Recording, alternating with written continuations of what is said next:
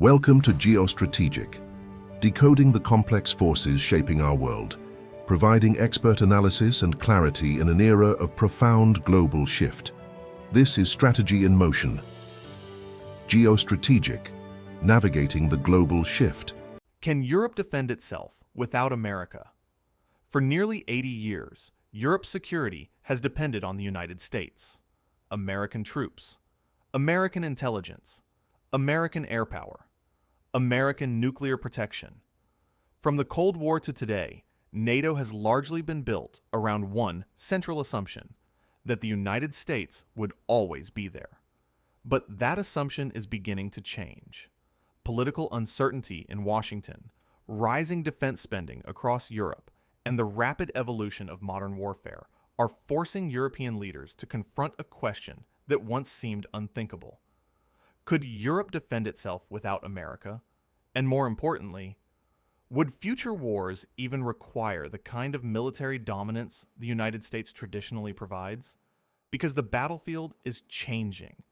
Cheap drones are destroying multi-million-dollar tanks. Autonomous systems are replacing manpower. Industrial production is becoming just as important as military size. And in this new era of warfare, Europe may possess advantages that many people are overlooking. The American security era.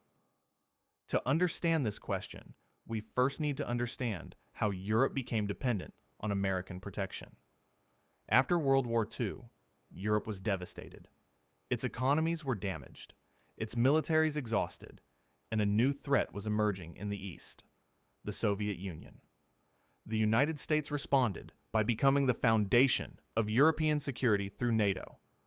Washington provided military bases, nuclear deterrence, intelligence, logistics, and the military power that underpinned the alliance. This allowed many European countries to focus on economic growth while relying on American protection. For decades, that arrangement worked. Even after the Soviet Union collapsed, many European governments continued reducing defense spending, assuming the American security umbrella would remain permanent. But history rarely stands still.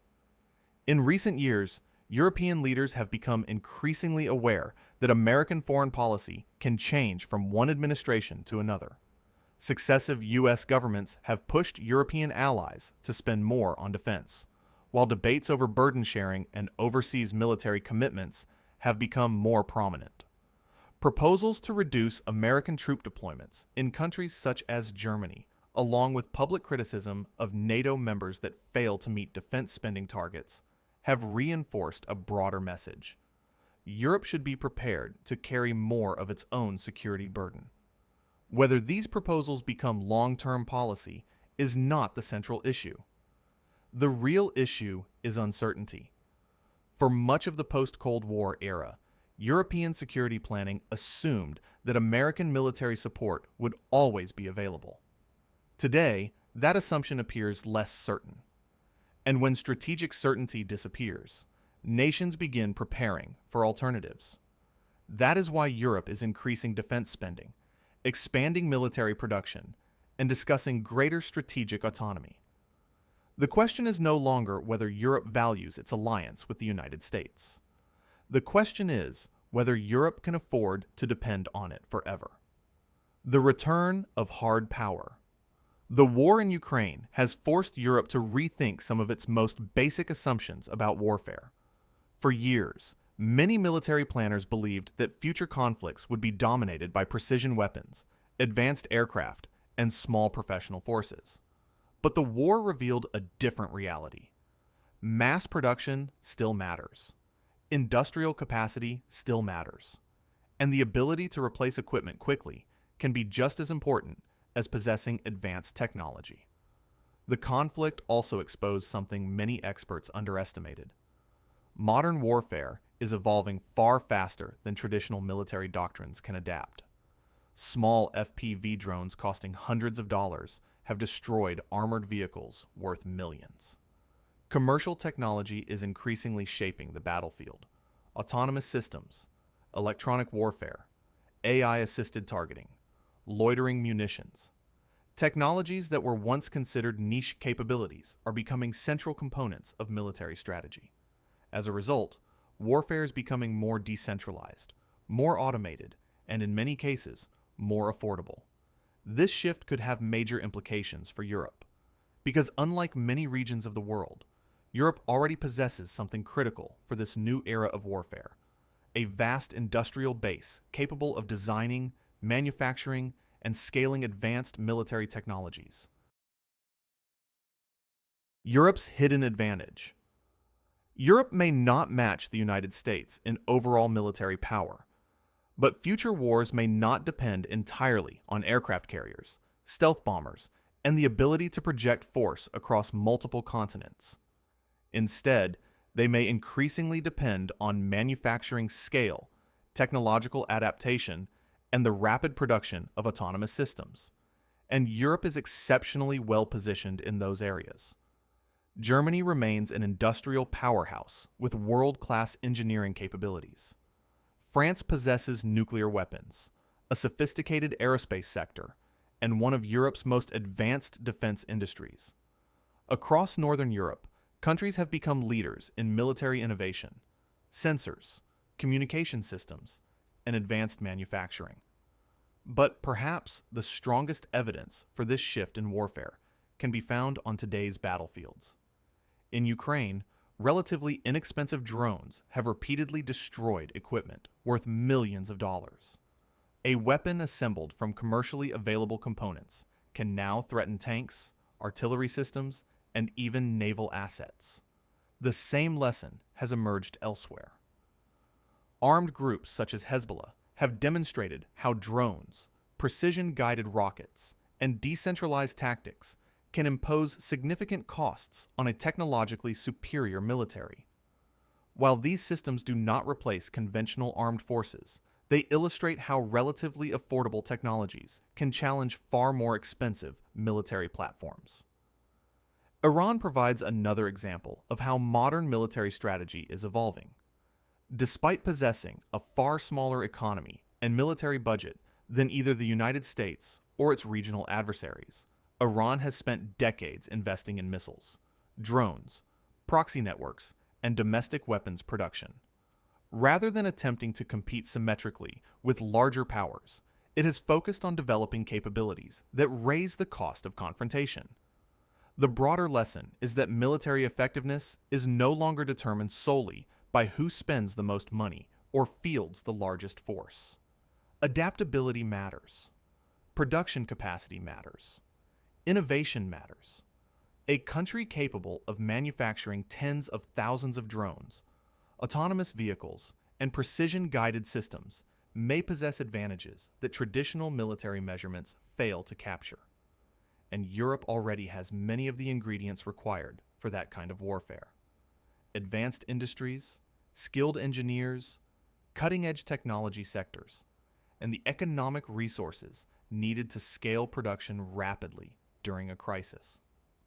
If the wars of the future reward industrial resilience and technological innovation as much as raw military power, Europe may be far better positioned than many observers assume. The limits of European power. But Europe still faces major obstacles. The continent remains politically fragmented. There is no fully unified European military command structure capable of replacing NATO overnight. European countries often disagree on defense priorities, spending, and foreign policy strategy. And despite Europe's growing military ambitions, the United States still provides critical intelligence, logistics, airlift capability, missile defense, and nuclear deterrence. Replacing those systems would take years, possibly decades. There is also another important question. Would European societies sustain the political will required for long-term military independence? Economic power alone does not automatically translate into strategic power. The numbers nobody talks about place this between Europe's hidden advantage and the limits of European power. At first glance, Europe's military dependence on the United States appears obvious. But there is another side of the equation that is often overlooked: the numbers. If measured as a single economy, the European Union generates roughly $20 trillion in annual economic output. That is comparable to the United States and vastly larger than Russia's economy.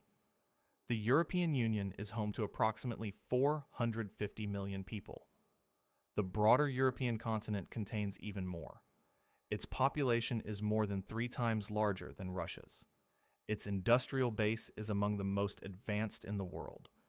Its universities produce some of the world's leading engineers, scientists, and researchers. And despite perceptions of military weakness, Europe already spends enormous sums on defense. Following Russia's invasion of Ukraine, European NATO members dramatically increased military expenditures. Collectively, they now spend hundreds of billions of dollars annually on defense. Several countries have launched major military modernization programs. Germany announced a €100 billion special defense fund. Poland began one of the largest military expansion efforts in Europe since the Cold War. Across the continent, governments are investing in ammunition production, air defense systems, drones, missile programs, and advanced military technologies.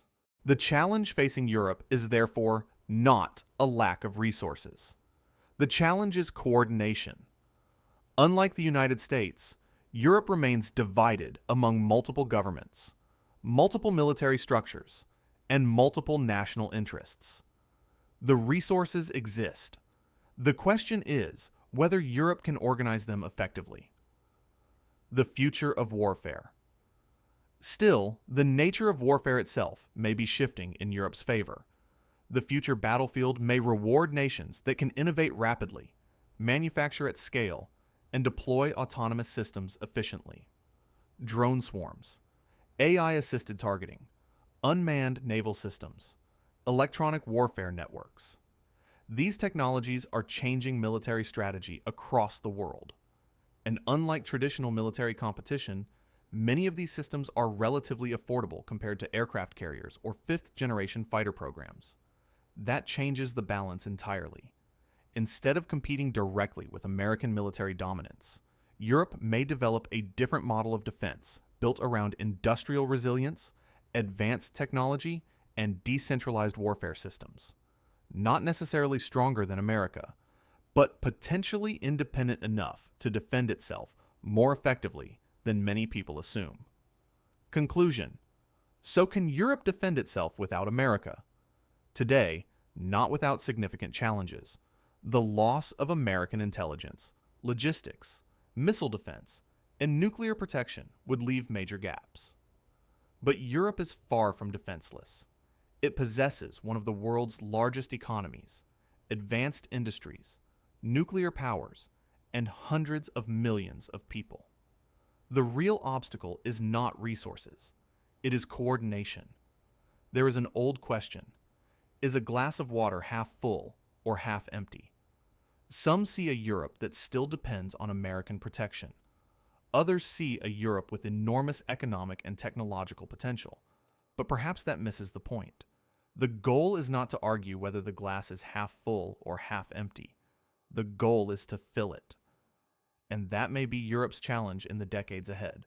Not replacing America, not abandoning NATO, but building the capabilities needed to stand on its own if circumstances ever require it. Because in an uncertain world, preparedness is power.